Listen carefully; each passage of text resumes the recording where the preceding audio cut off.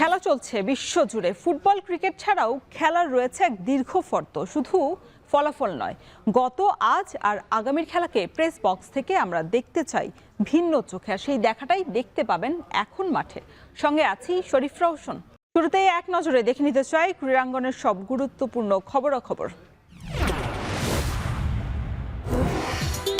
বাংলাদেশের নিরাপত্তা শঙ্কা আমলে না নিয়ে বিশ্বকাপ থেকে বাদ দেওয়া হলেও এবার ভারতেই বিশ্বকাপ আয়োজন নিয়ে জোরে সোরে প্রশ্ন উঠতে শুরু করেছে। পাকিস্তানের গণমাধ্যমের খবর, নিপা ভাইরাস সংক্রমণের কারণে ভারত সফরে আপত্তি জানাতে পারে ক্রিকেটের বড় দুই দেশ ইংল্যান্ড এবং অস্ট্রেলিয়া। অজিতের স্বাস্থ্যমন্ত্রী মার্ক বাটলার জানিয়েছেন, ভারতের নিপা ভাইরাস পরিস্থিতি নিবিড়ভাবে পর্যবেক্ষণ করছে তারা।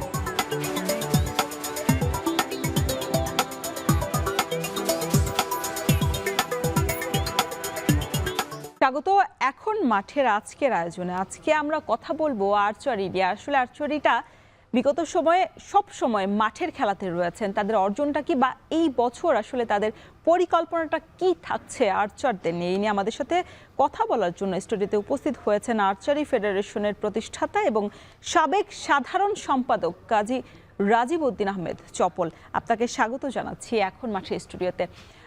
কথা বলছিলাম যে বিগত সময় সব সময় কিন্তু আর্চাররা মাঠে ছিল। আপনাদের যে চেষ্টা বা আপনাদের স্পন্সরশিপ সবকিছু মিলে বেশ একটা মানে বাংলাদেশের অন্য ইভেন্টের থেকে আপনারা এগিয়ে, সেই জায়গায় আপনারা আসলে কতটুকু সফলতা এনে দিয়েছেন বাংলাদেশের লাল সবুজের এই বাংলাদেশের গৌরবত্ব কতটুকু আমরা অর্জন করতে পেরেছি?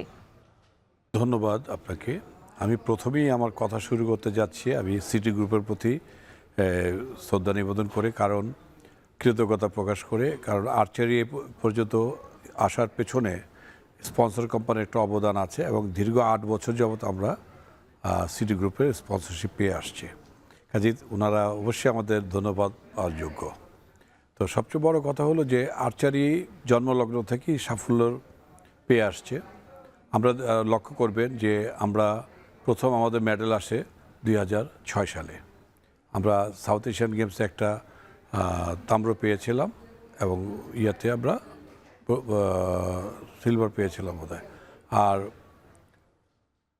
চ্যাম্পিয়নশিপে আমরা সিলভার এবং ব্রোঞ্জ মিলিয়ে পেয়েছিলাম, ঢাকাতে হয়েছিল, আর এসএ গেমস হয়েছিল হলো কলম্বোতে। তারপর থেকে আমাদের ধারাবাহিকভাবে কিন্তু আমরা এই গত বছর পর্যন্ত আমরা কিন্তু পেয়েছি 42টা স্বর্ণপদক, যেটা অন্যান্য বাংলাদেশের ইতিহাসে কারো নেই। প্রত্যেকটা কিন্তু এশিয়ান লেভেল স্বর্ণপদক। আরেকটা উল্লেখযোগ্য দিক হলো যে একটা রেকর্ড হয়েছে গত সাউথ এশিয়ান গেমসে নেপালে অনুষ্ঠিত 19 সালে। আমরা 10টা ইভেন্টের মধ্যে 10টাতে আমরা গোল্ড পেয়েছিলাম, এটা একটা অনন্য রেকর্ড। তারপরে ধরেন অলিম্পিকে আমরা বাংলাদেশের প্রথম অলিম্পিক কোয়ালিফাই করেছি আর্চারি থেকে এবং ওয়ার্ল্ড চ্যাম্পিয়নশিপে মেডেল পেয়ে। তার পরবর্তীতে 24 সালে আমরা পেয়েছি আপনার ওই রূপা পেয়ে ওয়ার্ল্ড কাপ থেকে। আবার প্যারা আর্চারি শুরু করেই কিন্তু আমরা 7 মাসের মধ্যে স্বর্ণপদক পেয়ে আমরা কোয়ালিফাই করেছি প্যারা অলিম্পিকেও। কাজেই এদিকে যদি দেখতে যান সাফল্যর যে আমাদের সমকক্ষ বাংলাদেশে আর কোনো ডিসিপ্লিনে আমি দেখতে পাচ্ছি না এখন পর্যন্ত। সেই জায়গা থেকে আলো করার যে বিষয়টা, সেটা কেন আপনারা একেবারে আর মানে কেন আড়ালে এখনো পড়ে আছেন? আর্চারিটা যেভাবে আসলে স্বর্ণ পদক শুধু তো দেশের মাটিতে না, বিদেশের মাটিতেও যেভাবে আসলে নিজেদের নাম উজ্জ্বল করেছে আর্চাররা, সেই জায়গা থেকে এখনো কেন আর্চারিটা আড়ালে রয়েছে? এখনো কেন ক্রিকেট ফুটবলের মতো সেই উন্মাদনা, বিশেষ করে দর্শকদের কাছে পৌঁছানোর যে বিষয়টা, সেটা এখনো কেন আপনারা পৌঁছাতে পারেননি? দেখেন, যতটুকু আমরা এসেছি আমাদের যোগ্যতা বলে এসেছি এবং যতটুকু বাংলাদেশের জনগণ আমাদের চিনতে পেরেছে আমাদের সাফল্যের কারণে পেয়েছে। দেখেন, যদিও অন্যান্য ডিসিপ্লিন থেকে আর্চারি ডিসিপ্লিন অলিম্পিকের একদম প্রথম ইভেন্ট থেকে খেলা থেকে আমরা অনুষ্ঠান থেকে আছি, তারপর ধরেন এটা বিশ্বব্যাপী একটা অন্যান্য যে ডিসিপ্লিনগুলো আছে তাদের তুলনায় একটু পিছিয়ে গেছে, কারণ এটা সারাদিনের খেলা। হ্যাঁ, এটা ক্রিকেট যদিও উঠে গেছে, কিন্তু আমাদের যে আভিজাত্য এবং ইয়ার খেলা, এটাতে ধরেন আমরা এটাতে ডিপেন্ড করে শুধু যে আমাদের অর্গানাইজারদের এটা না, আপনার মিডিয়া নির্ভর একটা খেলা এটা। মিডিয়া ইচ্ছা করলে অনেক কিছু কি পপুলারাইজ করে দিতে পারে। আমাদের যে সাফল্য, আমাদের আরেকটু পপুলার হওয়া দরকার ছিল আর কি। সেটাই বললাম যে আসলে পপুলারটার যে জায়গাটা বা মিডিয়াতে অবশ্যই আমরা তো কভারেজ দেওয়ার চেষ্টা করি, তবে সেই জায়গাটাতে তো আপনাদের আসলে নিশ্চিত করতে হবে যে আপনাদের পরিকল্পনাটা কি হচ্ছে, কিভাবে আপনারা সাজাচ্ছেন। আসলে শুধু মিডিয়া কভারেজ না, খেলোয়াড়দের অংশগ্রহণ, আপনাদের পরিকল্পনা সবকিছু মিলিয়ে আসলে সাফল্য বা যে বিষয়টা আসলে সামনের সারিতে আসা সেটা তৈরি হয়। বাংলাদেশে আমরা দেখেছি যে ফুটবল দলে যেভাবে আসলে ক্রেজটা ফিরে এসেছে, বিদেশি বাংলাদেশি বংশোদ্ভূত অনেক প্লেয়ারকে এনে আসলে দর্শককে মাঠে ফেরানো হয়েছে। আপনারা সেই জায়গায় তো একটা সময় বেশ মানে ভালো অবস্থানে ছিলেন, বিশেষ করে যখন রোমান সানা বা দিয়া সিদ্দিকী বা রুবেল যারা আছেন তাদের সময় যারা জনপ্রিয় খেলোয়াড় ছিলেন তাদের এক নামেই চিনতেন। এখন যদি বলি যে একজন নাম মানে সাগর ইসলাম ছাড়া যদি বলি একটা প্লেয়ারের নাম বলতে, তাহলে দর্শকরা এখন বলতে পারবেন না তাদেরকে।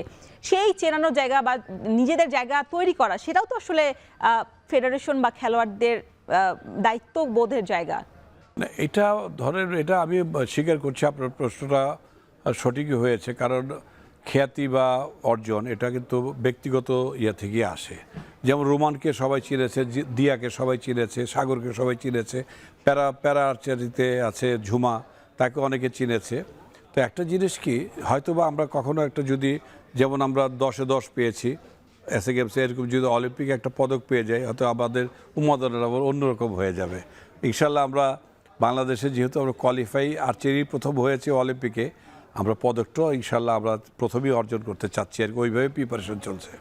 অলিম্পিক বা এসএ গেমস নিয়ে আমরা আলোচনা নিশ্চয়ই করব। তার আগে একটু আলোচনা করতে চাই আপনারা কয়েকদিন আগে জাতীয় চ্যাম্পিয়নশিপ একটা টুর্নামেন্ট করেছেন, জাতীয় যে খেলাটা 16তম, সেই জায়গায় বেশ অনেকগুলো দল, সার্ভিসের দল, সিভিল, ঢাকার বাইরে অনেকগুলো দল পার্টিসিপেট করেছে। সেই জায়গায় যেভাবে আসলে প্রস্তুতিটা নেওয়া উচিত ছিল বা যেটা বলছিলাম যে মাঠ স্বল্পতা, আপনাদের টঙ্গীর একটা মাঠে আপনাদের কাজ করতে হয়। এর আগে এশিয়ান চ্যাম্পিয়নশিপ আপনারা জাতীয় স্টেডিয়ামে করেছিলেন এবং এর নিয়েও আসলে অনেক দ্বন্দ্ব হয়েছিল। সেই জায়গার যদি বলি এখন মানে আসলে আপনারা কোথায় আছেন, কোন অবস্থানে রয়েছেন, এনইসির সাথে মাঠের বিষয়ে কি কথা বলার কোনো সুযোগ হয়েছে কিনা ইন্টারন্যাশনাল আয়োজনের ক্ষেত্রে?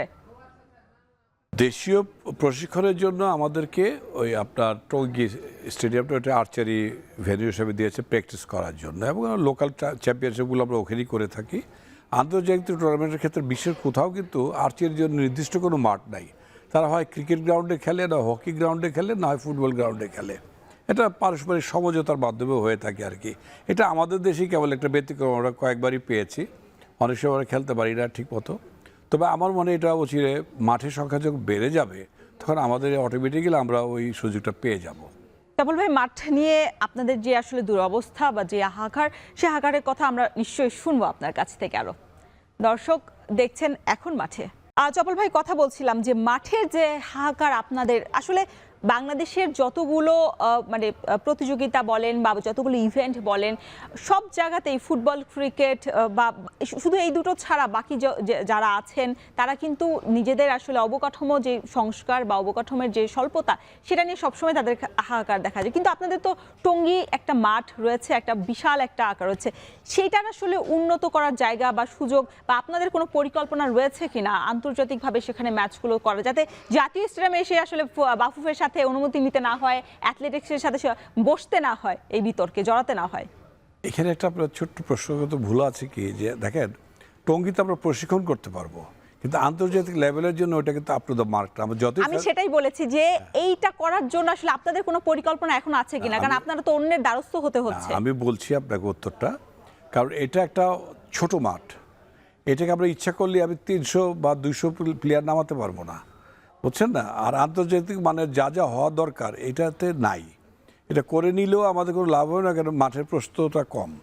এটা যতটুকু ছিল চালিয়ে নেওয়ার মতো, ওইটা আরেকটা গ্যালারি ওদিকে করে ওইটার মানে দৈর্ঘ্যটা কমিয়ে ফেলেছে, যার ফলে ওইটা একটা অবস্ট্রাকশন হিসাবে দাঁড়িয়েছে। যার ফলে এখানে আমাদের আন্তর্জাতিক বড় কোনো টুর্নামেন্ট করা যাবে না। ম্যাক্সিমাম আমরা সাউথ এশিয়ান চ্যাম্পিয়নশিপটা বা ছোটোখাটো কোনো টুর্নামেন্ট আমরা করতে পারবো। আচ্ছা, আপনারা যে সম্প্রতি 30টা দেশকে নিয়ে এশিয়ান চ্যাম্পিয়নশিপ করেছেন, সেটাও আসলে ওই জায়গায় মাঠে হলো। হওয়া সম্ভব না। সেই ক্ষেত্রে আপনাদের কোনো পরিকল্পনা আছে কিনা? কারণ আপনাদের এত বছর হয়ে গেছে, বিশেষ করে আপনি অনেকদিন সাধারণ সম্পাদক পদে ছিলেন, মানে কেন হলো না মাঠ? কোন স্বল্পতা বা কোন বাধায় আসলে আপনারা আটকে আছেন? আপনি দেখেন, এটা একটা নতুন ডিসিপ্লিন বাংলাদেশের জন্য। এটা চীনাতেই তো অনেকদিন সময় লেগেছে। যতটুকু আমরা করেছি আমাদের সাফল্য এসেছে বলেই আমরা টঙ্গী স্টেডিয়ামটা পেয়েছি।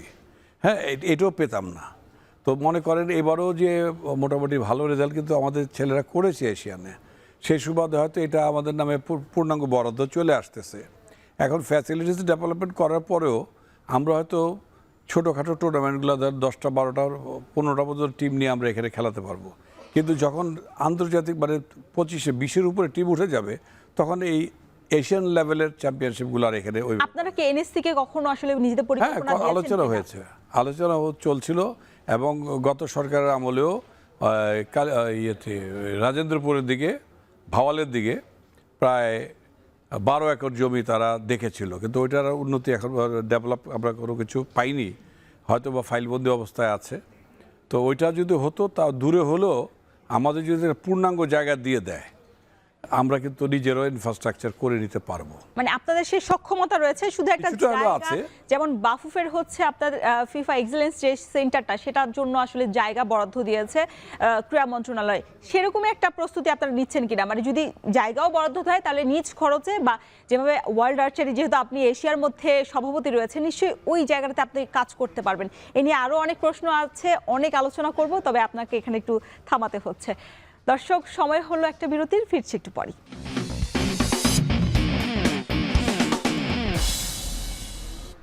ফিরে এলাম বিরতির পর। দেখছেন এখন মাঠে।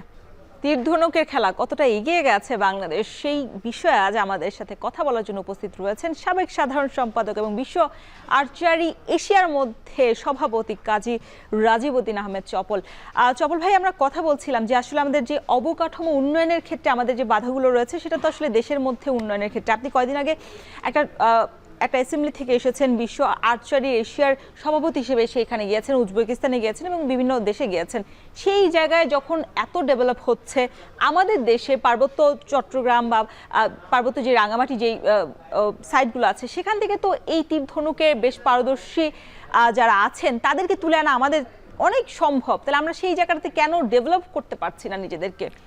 আসলে একটা কথা আছে কি, যে আর্চারি খেলতে গেলে একটু শিক্ষারও দরকার পড়ে, হ্যাঁ, জ্ঞানের দরকার পড়ে, মনস্তাত্ত্বিক ডেভেলপমেন্ট দরকার পড়ে আছে। যেমন ভারতের লিম্বারাম ছিল একজন আদিবাসী বা উপজাত যেটাই বলি, সে কিন্তু অলিম্পিক পর্যন্ত কোয়ালিফাই করে খেলেছিল। আমাদের কিন্তু ছিল, কিন্তু একটা পর্যায়ে গিয়ে ওই ডেভেলপমেন্টটা হচ্ছে না। আমাকে ওয়ার্ল্ড আর্চারি থেকে একটা অ্যাডভাইস করেছিল, আমি কনসালটেন্ট ছিলাম, তো যে তোমরা বিগিনিং থেকে স্কুল নার্সারি থেকে শুরু করো। এবং এই অ্যাডভাইসটা প্রথমে আমাকে দিয়েছিলেন তদানীন্তন president world archery gym Aston, এবং তাকে আমরা এখনও স্মরণ করি কেন, সে আমাকে দিক নির্দেশনা দিয়ে গিয়েছিলেন আর কি। সেই মোতাবেক কিন্তু আমরা আজকে স্কুল পর্যায়ে থেকে কিন্তু বিগিনিং থেকে কিন্তু আজকে আর্চারি এই পরিস্থিতি, এই পর্যায়ে আসছি।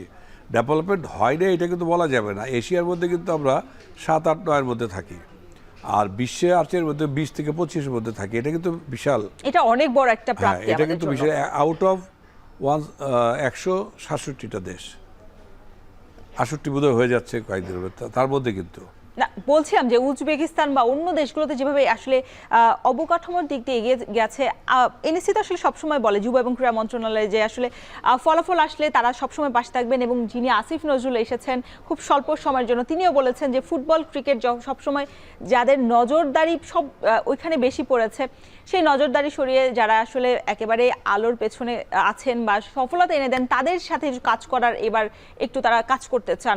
সেই কাজটা আসলে কতটুকু মানে করতে পারবে, বা আপনাদের আসলে কতটুকু মানে সুফল আসবে আপনারা পাবেন? মনে করেন আমি এশিয়ান প্রেসিডেন্ট হয়েছি নভেম্বরে, তার মধ্যে দায়িত্ব বুঝে দিয়ে দিতে প্রথম গেলাম আমি উজবেকিস্তানে, ওইখানে দেখলাম, আমার আইডিয়াটা বেড়ে গেল, কিছু অর্জন করেছি। তা আমি যেটা আছি এখন পর্যন্ত, আমি ক্রীড়া উপদেষ্টা মহোদয়ের সাথেও দেখা করতে পারিনি, বা অলিম্পিকের সভাপতি মহোদয়ের সাথেও দেখা করতে পারিনি। আমি কিছুদিনের মধ্যে এটা আমি একটা চিঠি দেব অনুরোধ করে যে আমি দেখা করতে চাই। আমি বিকেএসপি ডিজি সাহেবের সাথে কথা বলবো। আমার সাথে শুধু মন্ত্রণালয়ের সচিব মহোদয়ের সাথে কথা হয়েছে। তারা কিন্তু খুব উৎসাহ আছে যে বাংলাদেশে কিছু একটা হওয়ার জন্য। অলরেডি একটা এক্সেলেন্স সেন্টার করার জন্য আমি প্রস্তাবও রেখেছি। তো এটা কিন্তু আগ্রহ থাকতে হবে আমাদের যে সংশ্লিষ্ট ফেডারেশন, বাংলাদেশ আর্চারি ফেডারেশনকে উদ্যোগটা নিতে হবে, বলতে হবে। যেমন প্রথম উদ্যোগ হিসেবে আমি নিয়েছি একটা জয়েন্ট ট্রেনিং প্রোগ্রাম হয়, এটা ঢাকাতে হবে। আমি অলরেডি চিঠি দিয়েছি, উত্তরটা পেয়েছি অনেকদিন পরে। তো যাক, আমরা আয়োজন করতেছি, যেহেতু আমি প্রেসিডেন্ট হিসেবে আছি। এই এক সপ্তাহব্যাপী একটা ট্রেনিং হবে উচ্চ পর্যায়ে, তাদের স্কিলনেস এবং তাদের সব কিছু নিয়ে এটার উপর একটা থিওরিটিক্যাল এবং প্র্যাকটিক্যাল ট্রেনিং হবে।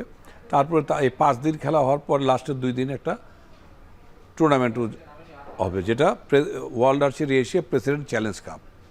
এটা মানে কাদের কোন কোন দল আসলে এটা অংশগ্রহণ করবে? ধরেন এশিয়ার সবগুলা দেশেই আমরা আমন্ত্রণ জানাবো। আন্ডার ডেভেলপমেন্ট যেগুলো, মানে একদম যেমন কোরিয়া জাপান আসার দরকার নাই, চায়নার আসার দরকার নাই, কিন্তু যেগুলো নাকি ইন্টারমিডিয়েট লেভেল থেকে বটমে আছে তাদের থেকে প্লেয়ার আমরা তাদেরকে উৎসাহিত বেশি করছি যে এই উচ্চ পর্যায়ের ট্রেনিংগুলো বিদেশি কোচের মাধ্যমে যদি আমরা দিতে পারি তা পুরো এশিয়াটাই একটা লেভেলে চলে আসবে ইনশাল্লাহ। বাংলাদেশে এর আগে আমি সেক্রেটারি থাকতে আমি 3টা অনুষ্ঠান করেছি। তো এটা আরও ডেভেলপ করছি, যাতে করে আমার একটা নির্বাচনে একটাই স্লোগান ছিল, ওয়ান ভিশন ওয়ান এশিয়া। সেটা করতে গেলে প্রত্যেকটা এশিয়ান কান্ট্রিকে সমপর্যায়ে নিয়ে আসার জন্য হলে এই ধরনের training program, equipment support, technical support এগুলো আমরা দিয়ে যাব। তারপরে প্রথম পদক্ষেপ আমি বাংলাদেশে নিয়েছি। আচ্ছা, আপনি বলছিলেন যে আসলে যখন কোনো দেশের বা কোনো ইভেন্টের উন্নয়ন করতে চাই, সে কমিটির আসলে আগ্রহ থাকতে হবে। আপনি বললেন যে কমিটির আগ্রহ থাকতে হবে, তার মানে কি বর্তমান কমিটি কি চায় না দেশের আর্চারির উন্নয়ন করতে? না, চাবে না কেন? অবশ্যই চাবে, কেন এখানে তো যোগ্যতার অভাব নাই। কাজে এটা অবশ্যই চাইতে হবে তাদের। এটা আমি থাকতেও কিন্তু চাইতাম, না চাইলে কিন্তু কোনো কিছু পাওয়া যায় না। হ্যাঁ, চাইতে হবে যে আমি এই জিনিসটা করতে চাই, আপনার কোন ধরনের সহায়তা আমাদেরকে করবেন। আমি এত বড় সুযোগ তো আর আসবে না। আমি তো বাংলাদেশি হিসেবে বাংলাদেশে করতে চাই, বাংলাদেশে আমাকে বলতে হবে আমরা এই জিনিসটা করতে চাই, আমার এই প্ল্যানটা আপনি কতটুকু কী করতে পারবেন। আমি যতটুকু পারি সম্ভব আমি আমার কমিটিকে বলিয়ে, বোর্ড আছে, বোর্ডকে আমি রাজি করাতে পারবো। কিন্তু তার আগে তো চাইতে হবে, প্ল্যানিংটা দিতে হবে। মানে সেই প্ল্যানটাই কি আসলে কমিটির কাছে নেই? কারণ আপনি বিগত সময়ে বের হয়ে গেছেন কমিটিতে, শুরুর দিকে আপনি সম্পাদক পদে নিয়োজিত ছিলেন, তারপরে হঠাৎ করে বের হয়ে গেলেন। দীর্ঘ অনেকগুলো বছর আপনি আসলে সাধারণ সম্পাদক পদে ছিলেন। আপনি আসলে বিশ্ব আর্চারির এশিয়ার যে মহাদেশের মধ্যে আপনি সভাপতি হয়েছেন, সেই জায়গায় বাংলাদেশে আসলে কিভাবে সুফল পাবে? আচ্ছা, সুফল তো অবশ্যই, আমি বললাম না, চাইতে হবে। প্রত্যেকটা প্ল্যান করা আছে, প্রত্যেকটা পলিসি করা আছে, কখন কোনটা হবে, ক্লাব পলিসি আছে, কতটা ক্লাব কিভাবে এন্ট্রি হবে, সব কিছু আছে। সব কিছু আমরা কিন্তু আন্তর্জাতিক আয়ন করতে গেলে আমাদেরকে ভেবে চিনতে প্রত্যেকটা পুঙ্খানুপুঙ্খ পরীক্ষা নিরীক্ষা করে একটা ক্লাবকে অ্যাফিলিয়েশন দিতে হয়। আপনি একটা প্রশ্ন করেছিলেন আমাকে যে এতগুলো ক্লাব খেলেছে, 24 বছরে বেছে বেছে বেছে ক্লাবগুলোকে ধরেন 54টা ক্লাব হইলো, হঠাৎ করে এটা 72টা হয়ে গেল। এই যে ইয়াটা হলো, এটা কিন্তু মেধার সাথে কিন্তু মানানসই হচ্ছে না, বুঝছেন না? গ্র্যাজুয়ালি উঠতে হয়। যেমন আজকে আমরা যে ধারাবাহিকতার ছিল, ধারাবাহিকতা এখন কতটুকু থাকবে একমাত্র যদি কোনো উদ্দেশ্যমূলকভাবে এই ক্লাবগুলো সৃষ্টি না হয়ে থাকে, তাহলে খুব সুন্দরভাবেই ফেডারেশনের কার্যক্রম চলছে আমি বলবো। কারণ প্রত্যেকটা জিনিসের একটা জবাবদিহিতা থাকতে হবে। কোনো ব্যক্তি ইচ্ছায় কোনো কিছু এখানে আমরা কখনই করি নাই, কারণ আমাদের একটা কমিটি আছে, কমিটির ইয়াতে নিয়েই আমাদের মতামত দিয়ে সব কিছু করতে হয়। নিশ্চয়ই চপল ভাই, জবাবদিহিতা যেখানে থাকবে সেখানে কোনো দুর্নীতি বা কোনো অপরাধের কোনো সুযোগ থাকবে না, এবং বিশেষ করে খেলার মধ্যে আসলে এই জায়গাটা সুনিশ্চিত করা একটা কমিটি বা একটা ফেডারেশনে অবশ্যই উচিত বলে আমি মনে করি বা আপনিও মনে করছেন। এই বিষয়ে আরও অনেক আমরা কথা বলবো, বা আর্চারি আসলে সামনে বিশ্বকাপ আছে কয়েকটা, সেই বিশ্বকাপ আসলে আর্চারি কী পরিকল্পনা হওয়া উচিত, এই বিষয়ে আরও অনেক আলোচনা হবে আমাদের। দর্শক, সময় হলো আরও একটা বিরতির, ফিরছে একটু পরে।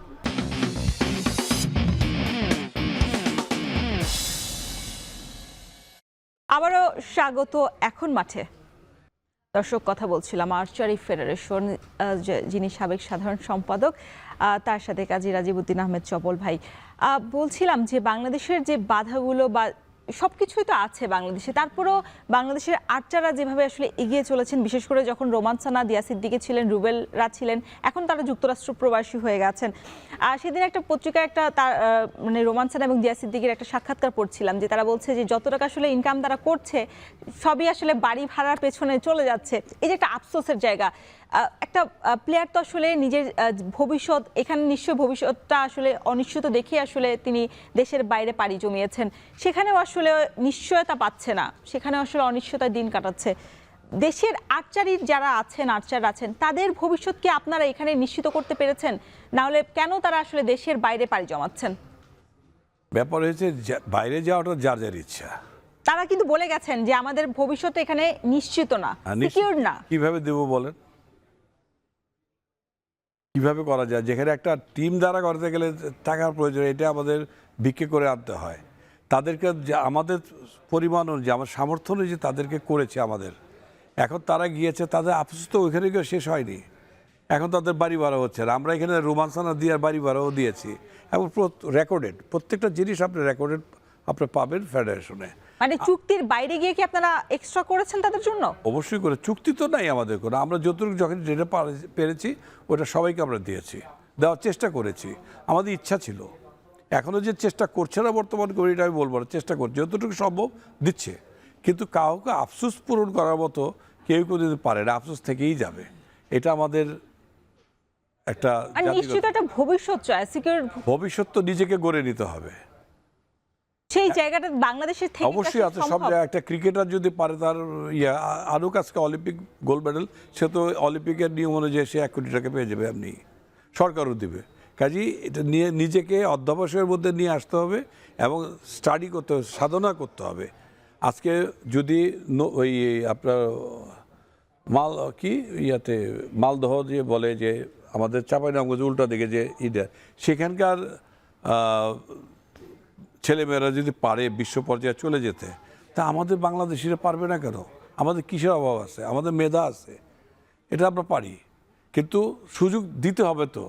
অর্গানাইজারদের দোষ হয়ে যায়, কিন্তু অর্গানাইজাররা যে তার সংসারের জমি বিক্রি করে, বউয়ের গহনা বিক্রি করে খেলাধুলা চালায়, এই রেকর্ডটা কিন্তু কারো কাছে নাই।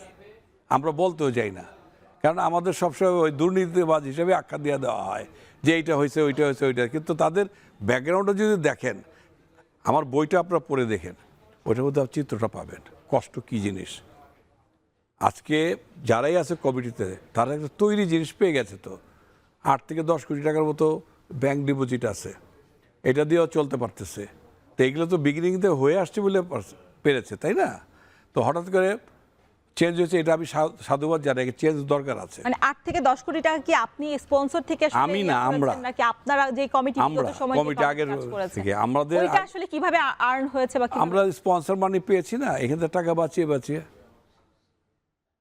প্রত্যেকটাতে কিছু না কিছু বেঁচেছে, এবং সাথে সাথে আমরা ডিপোজিট করে দিয়েছি। এবং যখন 2 লাখ 3 লাখ 5 লাখ টাকা হইলে আমরা ফিক্সড ডিপোজিট করে রাখতাম। মানে আপনি কি বলতে যাচ্ছেন যে বিগত সরকার যখন জুলাই গণঅভ্যুত্থানের আগ পর্যন্ত আপনাদের কমিটিটা 8 থেকে 10 কোটি টাকা আসলে রেখে দিয়ে এসেছে, এবং এই কমিটিটা ওই টাকা দিয়ে চলছে? তাই তো মনে হচ্ছে, কারণ নতুন তো কোনো স্পন্সর দেখছে না সিটি গ্রুপ ছাড়া। সিটি গ্রুপ তো আমাদের জন্য একটা আশীর্বাদ, তারা তো কন্টিনিউ করে যাচ্ছে। 8 বছর কন্টিনিউ করা কিন্তু চারটিখানি কথা না। এবং সামনে আরো 2-3 বছর আছে। হ্যাঁ আছে, অবশ্যই থাকবে। তারা বলছে তো যতদিন আর্চারি ফেডারেশন থাকবে, সিটি গ্রুপও থাকবে আমাদের পাশে। চপল ভাই, এই সিটি গ্রুপ বা স্পন্সর নিয়ে একটা প্রশ্ন করতে চাই, সেটা হচ্ছে বাংলাদেশের এই প্রথম কোনো ইভেন্ট যার সাথে একটা স্পন্সর দীর্ঘমেয়াদী তাদের স্পন্সর চুক্তিটা আসলে তারা অব্যাহত রেখেছে। এই জায়গাটাতে আসলে মানে আপনারা কি স্পন্সর যেভাবে আসলে দিয়েছে, যখন আপনাদের প্রয়োজন তখন দিয়েছে, সাহায্য করেছে, পাশে থেকেছে, তাদের যেই মানে আক্ষেপটা বা যাদের যে চাটা, সেটা কি আপনারা পূরণ করতে পেরেছেন? বিশেষ করে যখন আমরা অলিম্পিক তো আমাদের জন্য সবচেয়ে বড় আসর, সেই অলিম্পিকে যখন আমরা বারংবার বাছাই পর্ব পর্যন্ত আমরা যেতে পেরেছি, সেটাই আমাদের সর্বোচ্চ। সেই জায়গাটা থেকে আসলে আমাদের অলিম্পিক শিরোপাটা কখনো বা মেডেলটা কখনো আমরা অর্জন করতে পারবো? আমি আপনাকে একটা কথা বলি, তাদের স্বপ্নকে আমরা কিছুটা হলেও পূরণ করতে পেরেছি। আমাদেরকে টার্গেট দেওয়া ছিল 18 সালে যে আমরা 24-এর অলিম্পিকে যেন কোয়ালিফাই করতে পারি। আমরা 20-এই কোয়ালিফাই করে ফেলেছি। তার আগে কিন্তু 10 ইউথ অলিম্পিকে আমরা কোয়ালিফাই করেছি, 12তে খেলেছি, 16তে খেলেছি, 20-এ আমরা কোয়ালিফাই করে আবার গিয়েছি, 24-এ কোয়ালিফাই করেছি। কিন্তু এই যে আমরা কিন্তু আর্লি অর্জন করেছি, আমাদের চেষ্টা আছে, প্রচেষ্টা আছে। স্পন্সর টাকা দেবে কি এমনি এমনি দিবে? তাদেরকে তো আবার রিটার্ন দিতে হবে, তো সেটা আমরা চেষ্টা করি, এখনও করছি। আমরা এখনও বর্তমান কমিটির তো আমি একজন সদস্য আছি, কাজে আমরা চেষ্টা করছি। কাউকে দোষ দিয়ে তো লাভ নাই, কার ব্যর্থতা নাই। আমরা তাদের সুফলটাকে যদি আরেকটু প্যাট্রোনাইজ করি, একদিন পদকও চলে আসবে। আমি তো একটু আগে বলেছি যে যদি পদক আসে, ইনশাল্লাহ আর্চারি থেকে প্রথম পদক চলে আসবে। সেটা কঠোর পরিশ্রম দরকার, শুধু অর্গানাইজার না, শুধু ফেডারেশন না, খেলোয়াড়দেরকেও সেদিকে মনোযোগী হইতে হবে। আজকে ইন্ডিয়ার দোলা ব্যানার্জি, রাহুল ব্যানার্জি, তারপর আরও যারা এখনকার আছে, এখন তো ঘন ঘন পরিবর্তন হচ্ছে, তারা যে যদি কোয়ালিফাই করতে, আমরা পারবো না কেন? আমরা মেডেল পাবো না কেন? আমাদেরও পেতে হবে। পাওয়ার দিনক্ষণ চলে আসছে, বেশি দিন অপেক্ষা করতে হবে না। 28-ও পেতে পারেন, আর পরেরটাও পেতে পারেন। আর সামনে তো একটা অলিম্পিক আছে, সেখানে আসলে আপনারা কি করবেন, কি পরিকল্পনা রয়েছে, এগুলো নিয়ে একটু শুনবো, তবে বিরতির পর। আচ্ছা দর্শক, নিচ্ছে আরও একটা বিরতি, ফিরছি একটু পরই।